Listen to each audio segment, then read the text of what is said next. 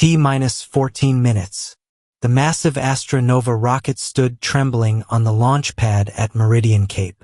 CEO Celeste Arden walked the gallery with investors. Suddenly, she spotted her ex-husband, Noah, kneeling near a fueling pipe in his worn jacket. Believing he was trespassing, Celeste snatched his badge. "Security, escort him off my launch pad," she ordered. Noah looked up calmly. "Are you sure about that?" Celeste demanded the countdown continue. Suddenly, Mission Control blared. "Ms. Arden, the launch is locked." Celeste snapped. "By whom?" Launch Director Ortiz pointed at Noah. "By him. Ma'am, he built the rocket." Noah held up a heavy red key.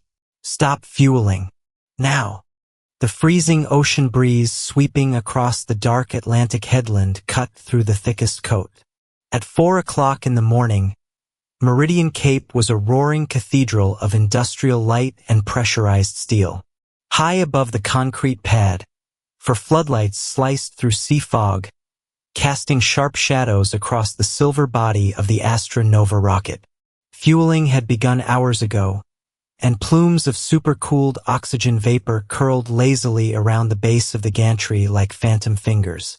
An old charcoal gray pickup pulled up near the technical perimeter, its engine idling with a familiar rattle. Out stepped Noah Barrett. At 42, Noah looked like a man who spent his life in quiet aerospace facilities where decisions actually mattered. He wore a canvas technical jacket patched at the elbow, scuffed steel-toed boots, and carried a beaten alloy toolbox that had seen 20 years of service. On his left wrist was a simple scratched timepiece that had belonged to his father. Stepping out beside him was his 14-year-old daughter, June, clutching a digital camera and a red leather-bound notebook. June had spent her childhood around the smell of machine oil and the distant hum of wind tunnels. She was a bright, observant girl who loved astronomy, keeping careful notes of constellation coordinates and liquid propulsion diagrams. June was at the launch site through a National Youth Science Initiative, while Noah had been hired as an independent compliance consultant through his firm. As they walked beneath the service tower, June looked up at the towering white rocket in awe. She asked why he still manually inspected fuel conduits when the facility employed hundreds of engineers and automated diagnostic sensors. Noah adjusted his grip on his toolbox and looked up at the frozen steel pipes. "Because metal doesn't care about a CEO's speech or a digital screen, June," Noah said calmly. "Computers read what they are programmed to see. Physics only reacts to what is actually happening. When cryogenic fuel moves at high pressure, a human hand on a valve tells you more than 1,000 lines of code." They walked toward the gantry where a young fuel analyst named Mira Chan stared intently at a portable tablet. Noah noticed an irregular ring of white frost encircling a heavy black conduit near the second stage fuel line. It was uneven, thick on the underside, accompanied by a tiny glistening droplet that froze before hitting the grate. Noah knelt down, pressing his bare palm gently against the metal casing a few inches from the flange. He pulled a manual thermal probe from his toolbox and inserted it into the insulation seam. The reading flashed on his meter, 7 degrees colder than the ambient safety threshold. Noah asked Mira for the real-time sensor log on her tablet. The screen displayed a solid green status bar, indicating balanced temperature. Noah frowned, stating that her automated sensor had been recalibrated to ignore cold spot fluctuations. Mira swallowed hard, whispering that her supervisor had instructed her to clear automated warning flags 2 hours ago because the board wanted no delays. Before Noah could probe further, the heavy metal doors of the observation elevator hissed open, and a sleek black motorcade pulled into the bay. Out stepped Celeste Arden, 40-year-old CEO of Helix Aerospace, wrapped in a pristine white designer coat. Alongside her was Victor Kane, 68-year-old chairman of Helix, surrounded by investors and news cameras. Celeste was driven by an absolute desire for success. Years ago, she and Noah had started in a cold rented workshop building propulsion systems. But as stakes grew, Celeste became obsessed with speed, funding, and corporate dominance. She had left Noah when he refused to rush a prototype engine to market, convinced his caution was a sign of weakness. Now, on the verge of securing a multi-billion-dollar transport contract, Celeste saw this launch as the pinnacle of her career. When her sharp eyes caught sight of Noah kneeling in his grease-stained jacket beside an open maintenance hatch, her face hardened into pure condescension. Celeste marched across the concrete bay, her heels clicking aggressively against metal grates, flanked by 2 armed security officers. She did not see an expert consultant. She saw a ghost from her past threatening to tarnish her moment of triumph. "Noah," Celeste said, her voice dripping with cold authority. "What are you doing here? This is a restricted launch zone, not a roadside repair shop." Noah stood up slowly, wiping his hands on a shop rag. "The secondary fuel flange is leaking cryogenic liquid." "Celeste," Noah said smoothly, "your automated sensors are lying to your control room. You have a thermal imbalance in the stage 2 pressure seal." Celeste let out a mocking laugh, gesturing to the entourage behind her. "We have over 40 certified specialists in mission control and a $50 million diagnostic suite," she declared, stepping closer and snatching his compliance badge. "I don't need a low-wage contractor causing a scene on my launch pad to satisfy his ego. Security, escort this man off the premises immediately." She tossed his badge onto the steel floor, where it skittered into a puddle of icy runoff. Victor Kane stepped forward, chuckling condescendingly as he adjusted his silk tie, assuring investors it was just a cautious former employee trying to stay relevant. But before guards could lay a hand on Noah, launch director Lena Ortiz stepped out of the primary control vestibule holding a secure headset. Her face was pale as she looked directly at Celeste. "Ms. Arden, hold your order," Director Ortiz said, her voice cutting through damp air. "The countdown sequence has been locked out by primary safety protocols." Celeste turned around, her eyes flashing with fury. "Locked out? Who authorized a lockout during final fueling? Override it." Director Ortiz pointed through the reinforced glass panel straight at Noah. "The Astronova's core safety architecture runs on the Sentinel-4 emergency override system. Biometric authority rests with the primary architect. The man you are removing is Noah Barrett. He built the propulsion framework and he holds the primary technical veto." A heavy silence descended over the gantry. Surrounding investors looked at one another in total confusion while junior engineers gasped in quiet shock. Celeste stood frozen, staring at her ex-husband.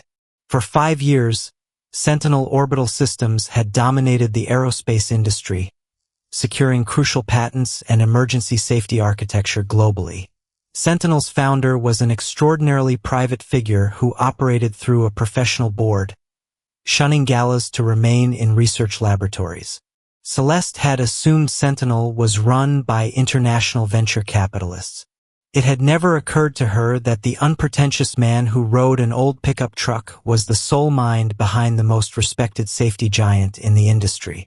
Celeste pulled Noah into the glass VIP observation lounge, away from hovering cameras. "If you own Sentinel, why didn't you tell me?" she demanded, her voice trembling. "Why are you standing on a wet pad in a work jacket like a mechanic?" Noah looked at her calmly. "Because I don't build systems for applause, Celeste," Noah replied softly. "I build them so people come home safely. You never asked what I was building after you left. You assumed that because I didn't chase media headlines, I must have failed." Before Celeste could respond, Victor Kane entered, presenting financial spreadsheets on a digital display. He pointed out that Helix Aerospace faced immediate bankruptcy if the Astronova failed to launch within the 2-hour weather window. "We have $2 billion in funding on the line, Mr. Barrett," Victor snapped. "A minor temperature variance is an acceptable operational risk." Noah did not raise his voice. Drawing a marker from his jacket pocket, he walked up to the glass wall and drew a thermodynamic diagram of the Stage 2 valve assembly. He explained that cryogenic liquid expanding past a contracted seal would create a microscopic vacuum lock. Upon ignition, acoustic vibration would fracture the housing, causing catastrophic detonation 3 seconds after liftoff. Standing in the corner, 14-year-old June watched her parents. Celeste tried to approach her daughter with a forced smile, telling her that Noah was being overly cautious. June looked at her mother, her eyes untainted by corporate pressure. "Dad didn't bring me here to see a launch at any cost, Mom," June said quietly. "He brought me here to see a launch done right. If he says the valve is broken, the valve is broken."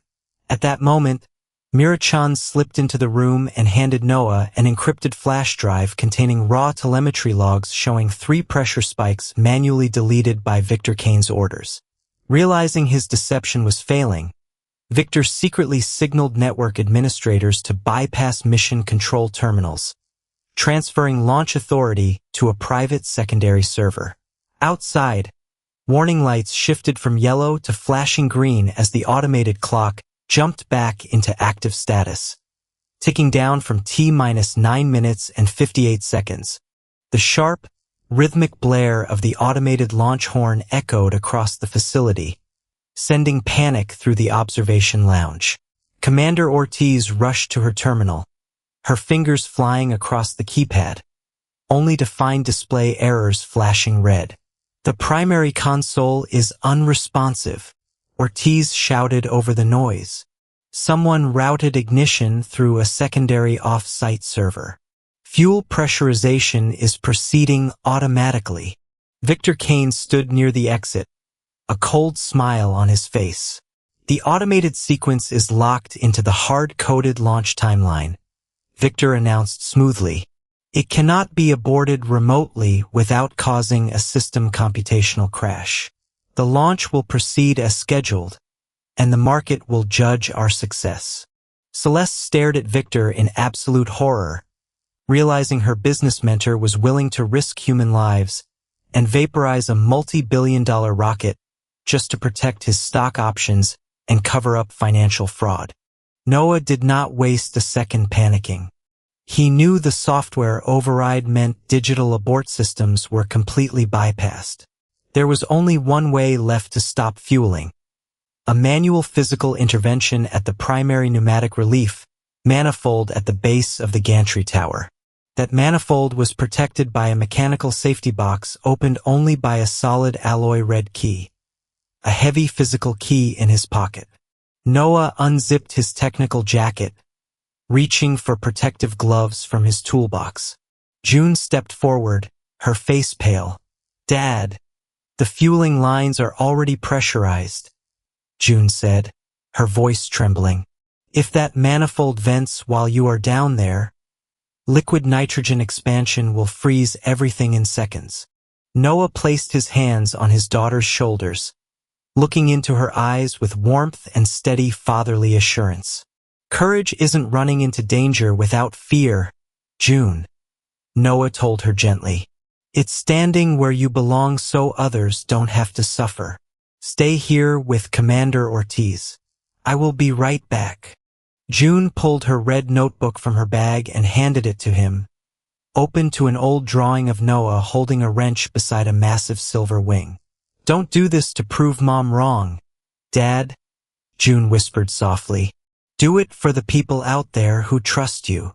Noah touched her cheek, slipping the drawing into his breast pocket before heading for the exit. Celeste tried to block his path, her eyes wide with terror. "Noah, wait!" she cried, grabbing his arm. "The gantry is restricted during active pressurization. If the primary valve ruptures while you are under the pad, you won't survive." Noah looked at her hand on his sleeve, then met her eyes calmly. "I'm not doing this for Helix Aerospace, Celeste," Noah said firmly, freeing his arm. "I'm doing it because there are 6 ground technicians standing on the lower platform who have no idea they are sitting on a bomb." Without another word, Noah sprinted down the metal stairwell into freezing mist engulfing the lower launch structure. The air beneath the rocket was thick with white, icy fog that reduced visibility to less than 5 feet. The roar of high-pressure cryogenic pumps was deafening, a bone-rattling vibration that shook steel floor grates beneath his boots. Up in mission control, Mira-chun made her choice. Ignoring Victor's furious threats, she bypassed internal security protocols and broadcast raw fuel pressure logs directly to federal aerospace safety monitors and national media feeds. "The primary fuel valve has suffered structural seal failure." Myra's voice echoed through loudspeakers across the facility. "Pressure readings are being forged by executive command. All ground personnel, evacuate the pad immediately." Victor lunged forward to disconnect her headset, but Celeste stepped directly into his path, her face filled with fierce resolve. "Touch her, Victor, and I will personally ensure you spend the rest of your life in federal prison," Celeste declared. "For the first time in 5 years, this company is going to tell the truth." Out on the launch structure, the digital countdown clock on the gantry tower flashed red. T-1 minute and 17 seconds. Noah reached the lower mechanical control station, his breath forming thick clouds in freezing air. The steel box housing the manual relief valve was covered in heavy ice caused by the leaking fuel line above, its lock mechanism frozen shut. Noah pulled a heavy brass wrench from his belt and slammed it against the ice casing with all his strength. Shards of ice flew through the air as he struck the box repeatedly, his hands vibrating violently from impacts. On the third strike, ice shattered, revealing the keyhole. With T-30 seconds remaining, Noah inserted the heavy alloy red key and turned it with both hands. Mechanical gears groaned against frost before clicking into place. A massive pneumatic lever sprang free from the housing. Noah grabbed the lever with both hands, planting his boots firmly on slippery steel grates, and pulled downward with every ounce of physical strength. For 2 agonizing seconds, nothing happened as the frozen valve resisted. Then, with a loud metallic bang echoing across Atlantic Bay, the primary safety manifold opened. A colossal cloud of supercooled white gas erupted from relief pipes, venting thousands of gallons of pressurized fuel harmlessly into the reinforced concrete flame trench below. On the main control board, the automated launch computer registered the sudden drop in pressure. The digital countdown clock shuddered, flashed once, and came to a dead halt at T-9 seconds.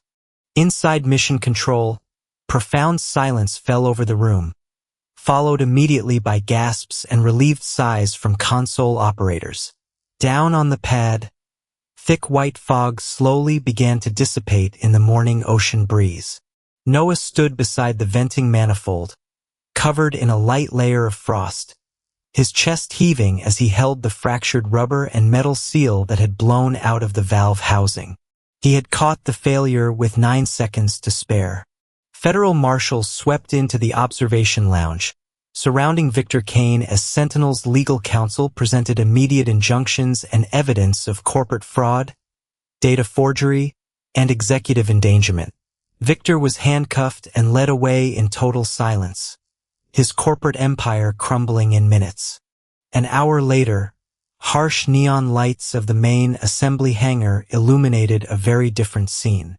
The Astronova rocket sat silent and safe on its transport rail, its engines cold and completely depressurized. High-profile investors and media representatives gathered in the staging bay around the emergency briefing podium. Celeste Arden walked out to face flashing cameras alone. She did not wear her designer coat, nor did she hide behind prepared public relations statements. Looking directly into lenses, Celeste publicly admitted that Helix Aerospace had allowed schedule pressures and executive greed to compromise fundamental engineering safety protocols. She explicitly named Victor Kane as the primary architect of fraud, but took full personal accountability as CEO for failing to independently verify raw telemetry data. She announced her immediate resignation, pledged full cooperation with federal investigators, and ensured ground mechanics and whistleblowers received complete legal protection and financial indemnity. Then, Celeste looked toward the back of the hangar, where Noah sat on a wooden supply crate, helping June pack her camera equipment into her backpack. This facility, and the lives of everyone on this pad, were saved today by an extraordinary engineer, Celeste said into microphones, her voice trembling with emotion. A man who understands that true leadership is not about standing on a stage, but about having courage to protect human life when no one else is looking. My sincere thanks go to Noah Barrett, founder of Sentinel Orbital Systems. The room erupted into a flurry of questions and flashing cameras, but Noah simply closed his toolbox, picked up his daughter's bag, and walked quietly out the side door into fresh morning air, completely bypassing the media frenzy. Celeste followed them out onto the quiet, sunlit catwalk overlooking the Atlantic Ocean, where waves crashed softly against concrete walls. She stood a few feet away from Noah, looking at his worn canvas jacket and calm expression.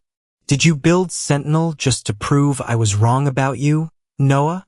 Celeste asked softly. Noah turned to look at her as morning sun cast a warm glow across his face. "When you left, Celeste," Noah replied quietly, "I was working 80 hours a week trying to pay off medical debts and raise our daughter. I didn't build Sentinel to prove anything to you or the corporate world. I built it because I wanted June to grow up in a world where safety isn't traded for stock prices. I lived for my daughter, not for your judgment." Celeste wiped a tear from her cheek, feeling the heavy weight of past mistakes crushing her chest. "I called you a failure," she whispered, her voice cracking. "I told everyone you were afraid of success." Noah offered a gentle, serene smile. "You confused caution with fear, Celeste," Noah said softly. "And you confused noise with success. I forgive you for what you said back then. But forgiveness doesn't mean resetting the clock. We built different lives, and I am content with mine." Celeste nodded slowly, accepting the firm, peaceful boundary he drew between them. She knew there would be no romantic reunion, no return to the past. She looked over at June, who was leaning against the railing, watching seagulls fly over waves. "Can I try to be a mother to her again?" Celeste asked, her eyes filled with quiet desperation. Noah looked at his daughter, then back at Celeste. "That isn't my decision to make," Noah said gently. "That is between you and June. But if you want to be in her life, you have to show up as a mother, not as a CEO." Celeste walked over to June, kneeling slightly to meet her eyes. June looked at her mother for a long moment before speaking clearly. "No missed birthdays because of board meetings," June said quietly. "No expensive gifts to replace your time. And you never speak badly about my dad again." Celeste let out a tearful laugh, nodding vigorously. "I promise, June. I promise."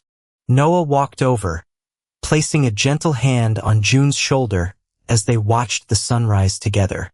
9 months passed like a quiet, healing whisper across Meridian Cape. Biting winter winds had faded, replaced by brilliant late spring sunshine. The Astronova rocket stood once again on the launch pad, its second-stage fuel assembly completely redesigned and certified by independent safety inspectors. Victor Kane had been formally convicted of corporate fraud and safety endangerment, while Helix Aerospace had been successfully restructured under a new, worker-centered board of directors. Mira Chun had been promoted to Vice President of Data Integrity, recognized across the industry for her unwavering courage.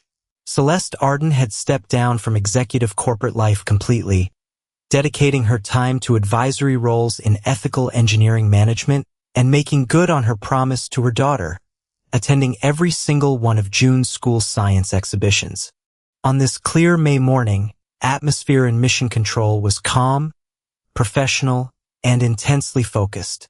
Noah Barrett stood in the central observation aisle wearing his familiar charcoal technical jacket.